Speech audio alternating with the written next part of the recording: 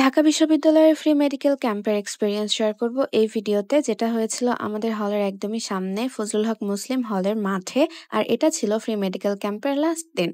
এখানে গিয়ে আমি দেখতে পাই একটি ভ্রাম্যমাণ বাসের মতো, আর এখানে টোকেন কালেক্ট করতে হচ্ছিল নাম এন্ট্রি করে। 5টা সেগমেন্টের মধ্য থেকে আমি বেছে নিয়েছিলাম গাইনি, স্কিন আর ডেন্টাল। যেহেতু এখানে অনেক স্টুডেন্ট এসেছিল, তাই এখানে সিরিয়াল মেনটেন করতে হচ্ছিল। প্রত্যেক সেগমেন্ট অনুযায়ী সিরিয়াল অনুযায়ী ডাকা হচ্ছিল, এবং এই বাসের মধ্যে কিছু ডক্টর ছিলেন আর বাইরে ছিলেন কিছু ডক্টর। তো আমি শুরুতে গিয়েছিলাম বাসের ভেতরে, যেখানে গাইনি অ্যান্ড ডেন্টালের ডক্টর দেখিয়ে আমি এই প্রেসক্রিপশন আর ফ্রি কিছু মেডিসিন পেয়েছি। এছাড়াও দাঁতের জন্য আমাকে এখানে মাউথ ওয়াশ দেওয়া হয়েছিল, মাউথ ওয়াশ করার জন্য।